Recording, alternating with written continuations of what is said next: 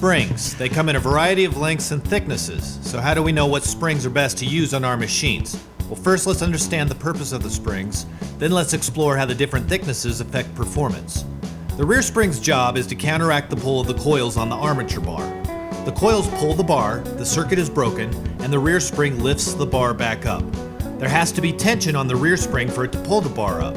We create this tension by bending the rear spring. A thicker spring is going to be more difficult for the coils to pull than a thin spring. Once the circuit breaks, a thick spring is going to spring back quicker than a thin spring. Slow pull, quick release. A thin spring will have a quick pull and a slow release. Too much tension is going to overheat your machine and make it work harder than it needs to.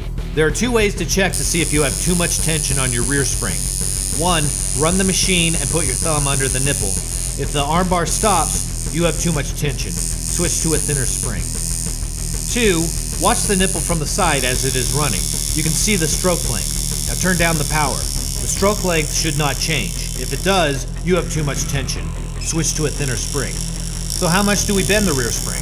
Well, it depends on how much stroke you want. A liner will have a short stroke, a shader will have a short to medium stroke, and a color packer will have a long stroke, generally.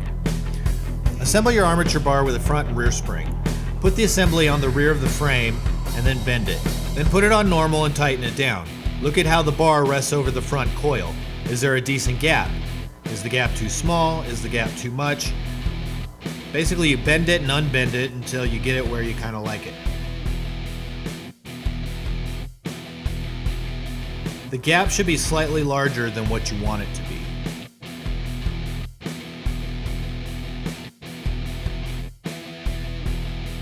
The front spring absorbs the upward motion of the armbar and redirects it into a downward motion. The thickness of the front spring determines how much force is added to the downward motion. Too thick a spring is going to traumatize the skin more, and too thin a spring is going to make skin penetration more difficult for the needles. A good starting point for all your springs on all your machines is 0.018.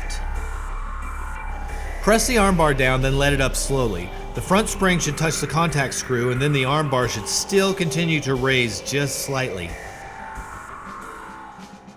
Now the angle of the contact screw contributes to the stroke length. Be sure the end of the contact screw is filed to hit the spring flat. Let's look at the setup of a color packer machine. I've got a high angle on my contact screw, and then I've got the end of the front spring bent to match up with that contact screw. I've got a really big bend in the rear spring. This is going to create a lot of tension. Now these are really thin springs, so to get more tension you really need a big bend, and this is also going to contribute to the machine having a very long stroke, and it's also going to have a very low duty cycle. So we've got low tension on the spring, which means it's going to have a super fast downward motion and a super slow upward motion, because the coils are basically doing all the pulling. Now the thin front spring does not contribute any to the downward force. The needles are able to penetrate the skin all from the pull of the coils. The low tension on the rear spring combined with the long stroke is going to generate more inertia. You would think the longer stroke would mean the needles would go super deep into the skin, but without that added downward force from a thicker front spring, the circuit is getting broken really early in the downward movement, and it's unlikely that the needles ever reach maximum depth.